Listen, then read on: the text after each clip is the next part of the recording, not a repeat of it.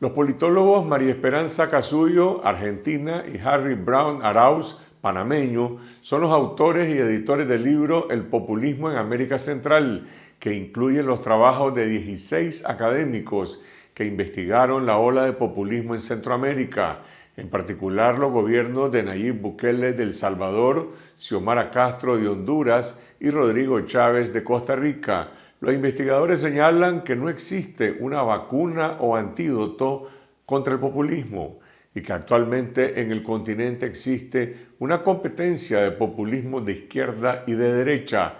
Cindy Regidor conversó con María Esperanza Casullo y Harry Brown y nos cuenta la historia. Gracias a ambos por esta entrevista. María Esperanza, ¿cómo definen qué es el populismo? ¿Es un estilo de gobierno, un sistema político? ¿Tiene identidad ideológica de izquierda o de derecha? El populismo, como lo definimos nosotros, es sobre todo una forma de hacer política. Una forma, si se quiere simplificar, de hacer que la gente te siga, te vote, te acompañe en tu gobierno. Hay configuraciones que es más habitual decirles de izquierda y de derecha, pero en general estos movimientos, estos gobiernos son bastante híbridos, mezclan elementos, no suelen ser totalmente como lo que uno piensa la izquierda clásica, o pueden incluso tener áreas donde son más de izquierdas, pueden ser redistribucionistas y más lo que uno piensa a la derecha, como por ejemplo tener un discurso de género bastante retrógrado. Harry, ¿cómo se manifiesta en Centroamérica? ¿Un régimen populista es una amenaza para la democracia? Uno de los hallazgos interesantes que hemos tenido en nuestra investigación es que precisamente el populismo es el producto de un periodo democrático relativamente largo para América Central. Las poblaciones han tenido tiempo en nuestros países de articular sus demandas y son conscientes de que pueden presentarles esas demandas a sus gobiernos, a sus élites económicas y a sus élites políticas. Pero esas demandas, que no son otra cosa que la solución de problemas, no están atendidas satisfactoriamente. Pero no se trata solamente de que los problemas no se resuelven, sino que a veces parece que no se van a resolver jamás. Por lo tanto, en buena medida, los votantes, ejerciendo su derecho al voto, están buscando algunas otras opciones que les generan otros proyectos de futuro, o en algunos casos, como el caso de Costa Rica, proyectos de pasado, volver hacia un pasado que creen que había sido mejor. En el caso de Costa Rica tiene que ver con la añoranza del pequeño estado de bienestar que tenían en ese país. María Esperanza, ¿qué características encontraron en la figura de la gobernante hondureña Xiomara Castro? Claramente es un liderazgo que podemos identificar como un liderazgo populista. El capítulo sobre Honduras no lo escribimos nosotros, lo escribieron dos colegas hondureños, Daniel Vázquez y Adrián Belanger. Y es un caso interesante porque es compatible con otro elemento del populismo actual, que es que encontramos tal vez por primera vez muchas líderes populistas mujeres en la región y en el mundo. En el caso de Xiomara Castro claramente es un liderazgo dual, que también se puede emparentar por esto, por ejemplo, con Juan Domingo Perón en Argentina y Eva Perón, es un poco la pareja la que gobierna, pero las indagaciones nos dicen que la figura de Xiomara Castro fue importante para ganar las elecciones como manera de restaurar, como una persona que venía de afuera a restaurar el daño que había hecho el golpe de Estado. En nuestra idea del populismo, esta noción de daño es central. Entendemos al populismo centralmente como un tipo de discurso que explica una situación social, como decía Harry, de infelicidad, injusticia, demandas insatisfechas, y se lo achaca al daño de una persona o de un sector o de un evento muy determinado. Y entonces, gran parte del atractivo de la legitimidad de Xiomara Castro es la promesa que ella pudo articular de decir voy a recuperar el daño, a redimir el daño del golpe de Estado del 2009. Harry, ¿qué hay del caso del presidente salvadoreño Nayib Bukele, que tiene un respaldo popular del 90%? ¿Es populista, autoritario o democrático? Mira, esa pregunta es central porque el caso de Bukele no solamente es el más importante de América Central, sino que seguramente lo es de Latinoamérica hasta el momento. y es uno de los más, de los que más curiosidad generan en todo el mundo, de los que tenemos acá en nuestro continente. Es el único caso de populismo radical en América Central, y uno de los hallazgos de nuestra investigación que está en el libro es que ese radicalismo tiene que ver con el señalamiento de un enemigo externo que no encontramos en otros casos. En el caso de Nayib Bukele es en lo que él llama la comunidad internacional. Claro que es muy popular y ha ganado la elección legislativa de hace alrededor de 2 años contundentemente, y tiene que ver no solamente con la satisfacción de algunos problemas, sino con el proyecto de futuro. Eso genera en los populismos tensión en el lado de la democracia que tiene que ver con las instituciones republicanas, con la democracia de las instituciones, pero él está cumpliendo con la otra parte, que es la democracia popular, lo que quiere la gente. Digamos que en este caso el populismo es una exacerbación de la democracia. María Esperanza, en Costa Rica el presidente Rodrigo Chávez, a él le señalan un estilo populista, pero hay instituciones democráticas sólidas. ¿Es un régimen populista el de Chávez? Cuando uno utiliza la palabra régimen, ya estás hablando de un cambio fundamental en las reglas, en las reglas de competencia política, en la institucionalidad. Implica un nuevo régimen, implica en general, por ejemplo, escribir una nueva constitución.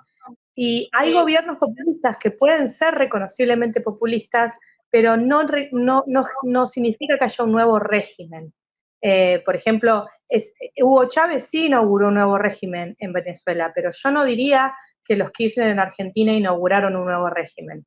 Un gobierno que tuvieron ciertas características, duraron 12 años, perdieron las elecciones y se fueron. No diría hasta este momento que es un régimen. Costa Rica es un caso muy interesante porque también muestra una cosa, que líderes populistas pueden aparecer aún en sistemas de partidos bastante sólidos, no solamente en sistemas débiles.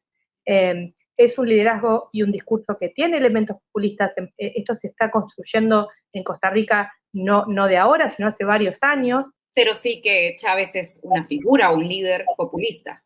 Sí, y hay elementos, o sea, hay elementos reconociblemente populistas, ¿no? En su antagonismo, en la importancia que tuvo, por ejemplo, en Costa Rica encontramos un antagonismo muy fuerte con los empleados públicos, con esta figura también del outsider, es alguien que se presentó como que venía de fuera de la política, pero el populismo también es un estilo político, es una manera de hacer política, y el efecto que puede tener es una cuestión de grados. Puede tener mucho efecto, puede cambiar totalmente el sistema, o puede ser un gobierno que gobierne con ciertas características por un periodo de tiempo, pierda y se vaya. Y esas características tienen que ver más con la fortaleza de los partidos de oposición, la fortaleza de las instituciones, la fortaleza de la sociedad civil. Harry, ¿qué hay del régimen de Daniel Ortega y Rosario Murillo? ¿Es un régimen populista? Vemos que sí comparte muchas de las características de este tipo de regímenes. Y en el caso de Nicaragua, los dos especialistas, Radek Buben y Karel Kouba de la Universidad de Praga, hacen un muy buen capítulo, un buen estudio, y dicen claramente que Daniel Ortega no es un populista. Hay publicaciones especializadas que sí que lo caracterizan como tal. ¿Cuáles son las razones que dan los colegas Kouba y Buben para no caracterizar a Daniel Ortega como populista? Usa los enemigos externos de vez en cuando. A veces fustiga a los Estados Unidos, pero no es un uso recurrente actualmente, el nuevo Daniel Ortega, en sus discursos. Su discurso es, sobre todo, yo sé que sabemos que ha habido una crisis en el 2018, pero su discurso más inmediato es el de paz y armonía. La política económica respeta recetas neoliberales, incluyendo incluso algo de distribución a los pobres. El discurso es básicamente semirreligioso, hay una falta de carisma, hay apariciones públicas esporádicas, y también, por lo menos hasta el 2018, hay vínculos con empresarios. Ellos, los colegas que hicieron la investigación sobre Nicaragua, lo califican principalmente como un régimen autoritario neopatrimonial. No es populismo, sino que directamente se trata de un autoritarismo. Claro, y Me pregunto entonces si tal vez el caso de Daniel Ortega es el de un líder populista que transicionó a ser un líder meramente autoritario, quizá. Sí, y vos sabés que es interesante tu pregunta, porque uno de los capítulos del libro, que es como un excursus, un capítulo añadido, es sobre Cuba. Y de alguna manera la lectura que hace el autor, que es Rodolfo Colalongo, es que, por ejemplo, si uno mira el ejemplo de Cuba, uno podría incluso decir que al mismo inicio de la revolución, el discurso de Fidel Castro tenía elementos populistas, este adversario externo, este llamado a la gente a movilizarse, esta reivindicación del pueblo cubano, del carácter nacional del pueblo cubano, pero que después eso lo fue dejando en el tiempo, ¿no? Y creo que esto también es otro punto interesante que ofrece nuestro libro, que es pensar que las personas y los regímenes cambian o se adaptan o se alteran o pueden pasar de ser una cosa a la otra. Harry, ¿cómo caracterizan el sistema político que en Guatemala llaman el pacto de corruptos, que en este momento está amenazando con un golpe de Estado, como lo ha señalado el presidente electo Bernardo Arévalo? Hay una preocupación muy importante con los populismos porque automáticamente se piensa que van a derivar hacia regímenes autoritarios. Y eso no es así, ya lo ha dicho María Esperanza. Eso puede suceder, pero no sucede siempre. Hay algunos líderes populistas que simplemente están allí 5 o 10 años. Sí es verdad que pueden tensionar mucho el sistema político, pero luego se marchan. Y también se puede transitar hacia un régimen autoritario desde regímenes democráticos sin pasar por el populismo. En Guatemala, que es un régimen democrático muy defectuoso, siempre ha habido la preocupación que derive hacia transite hacia el autoritarismo. En el capítulo que hicieron Geraldine del Cid Castro y Luis Padilla sobre Honduras, ellos dicen que en Guatemala no hay populismo, precisamente porque la democracia es tremendamente excluyente, aunque sí hay expresiones de populismo en las calles, no necesariamente en el gobierno. Y sobre el caso de Bernardo Arévalo, que también, precisamente porque no es un izquierdista, está más bien al centro, un centrista, sobre todo con algún estilo un poco tecnocrático, pero quizás para asustar a una parte de la población, se le ha dicho desde la derecha guatemalteca que es un populista, pero de eso en absoluto. Es un gobernante de centro que aparentemente tiene una vocación democrática. María Esperanza, ¿en qué se diferencia la ola populista centroamericana de otras manifestaciones en el continente? Lo primero que podemos ver es que lo que se llamó la ola de populismo rosa, ¿no?, de principios del siglo XXI, entre Chávez y Fernando Lugo, para decirlo así, no vamos a decir que era más de izquierda, era más distribucionista, y era un poco más homogénea, en el sentido de que los presidentes hablaban entre sí, se sentía cierta cercanía. En Centroamérica, en América Central hoy hay una ola más pequeña, nosotros identificamos 3 casos claros de populismo, pero hay ciertas diferencias. No está tan claro que sea una ola ni de izquierda, ni siquiera rosa, por decirlo así.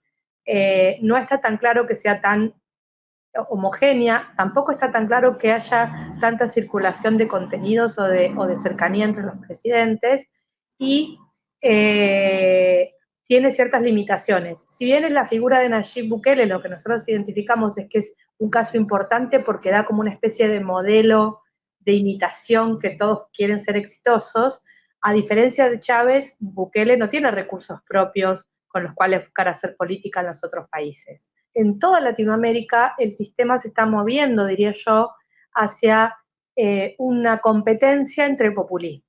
O sea, lo que encontramos más y más y más, tal vez a la ciencia política le gustaría que por ahí aparezca un populista y que la oposición fueran partidos como muy bien armados e institucionalizados, pero en nuestros países más bien están apareciendo populismos más de izquierda que se enfrentan, y a veces bastante duramente, con populismos de derecha, que es un fenómeno relativamente novedoso. No sé si pensamos en Brasil, Lula, Bolsonaro, si pensamos en Argentina, entre el peronismo y la aparición de figuras de Milei, con fuerte polarización política y fuerte antagonismo, pero en donde todos los actores políticos usan esta herramienta o esta estrategia del populismo. Harry, ustedes dicen en el libro que el populismo se define en contra de una élite oligárquica. ¿Cuáles son esas élites en Centroamérica? Nosotros no solamente queríamos caracterizar los populismos centroamericanos, sino que también aspirábamos a que entender América Central nos ayudaría a aportar a la comprensión de los populismos globales, a presentar algunas novedades. Nosotros lo que encontramos en nuestra investigación, comparando a través de los estudios de caso, es que el otro, el adversario de los populistas centroamericanos, es básicamente el neopatrimonialismo. Son los pactos, el pactismo le llaman en Honduras. En Panamá le llamamos los consensos. Son esos acuerdos entre los políticos que en algunas ocasiones tienen características familiares, por eso hablamos también del neopatrimonialismo, que impiden la entrada de otros actores políticos a la competencia, que capturan las capacidades del Estado y que son las que terminan siendo adversadas por los nuevos liderazgos populistas en algunos casos, que le prometen a la población mayor apertura y la posibilidad de consolidar los proyectos de país en cada una de sus sociedades. Pero, ¿y no se terminan convirtiendo acaso los regímenes populistas en una nueva élite política? En alguna medida, eso es lo que está pasando en el caso de Honduras, en donde se acusaba al pactismo, se le llamaba al régimen de Juan Orlando Hernández, se le llamaba directamente una dictadura y que el daño en Honduras era el golpe de Estado del 2009, pero con todo y que el proyecto de la presidenta Castro incluye la creación de una comisión contra la corrupción, también hay una acusación muy fuerte de que el país está siendo dirigido por la familia. Hubo manifestaciones opositoras recientemente, el canto principal era afuera el familión. Eso también es neopatrimonialismo. María Esperanza, ¿cuáles son los antídotos o las vacunas frente a los populismos en Centroamérica? No hay. Justamente lo que nos enseña la coyuntura actual es que el populismo es una posibilidad, es una especie de hijo no deseado de la propia democracia. Por un lado, eso es lo que comentaba Harry, no es casualidad que en realidad estos regímenes aparecen cuando la región está viviendo un periodo muy prolongado de años de democracia, 40 años de democracia, y cuando digo región no digo solamente América Central, sino toda Latinoamérica. Pero además, si uno hace un poco foco para atrás y mirás al mundo, ves que el populismo está en todo el mundo. Durante 100 años hablamos del populismo que fue como que era una patología únicamente latinoamericana, pero hoy hay presidentes o casi presidentes o candidatos muy viables populistas en Estados Unidos, en Canadá, en Inglaterra, en Francia y en todos los países europeos. O sea que las democracias viejas y bien establecidas y las democracias jóvenes y subdesarrolladas, la verdad que estamos en el mismo barco. ¿Qué pueden hacer quienes ven en el populismo un peligro para la democracia o que van en detrimento de la democracia? No es suficiente simplemente con hacer la denuncia. De denunciar es populismo, es peligroso, hay corrupción, eso es importante, sí, la denuncia es muy importante, es parte de la democracia, pero lo que hay que hacer es presentarle a la población proyectos de país viables y que les den futuro, proyectos que consoliden y que aglutinen a la población detrás de lo que se espera que haga la democracia. El populismo es un producto de democracias que están fallando porque hemos pensado que las democracias solamente se fortalecen, y que sí es importante, pero que solamente se fortalecen con mejores partidos, con mejores elecciones, con una justicia que funcione. Eso es evidentemente importante, es necesario, pero sobre todo lo que la población está esperando es bienestar. La gente, si le preguntas qué necesitan para vivir mejor, no te van a decir que necesitan elecciones. Te van a decir que quieren agua, que quieren energía eléctrica, que quieren educación, que quieren salud y que quieren lo mejor para sus hijos, poder celebrar sus cumpleaños, cosas muy cotidianas que deseamos todos para nosotros mismos y para la gente que nos rodea.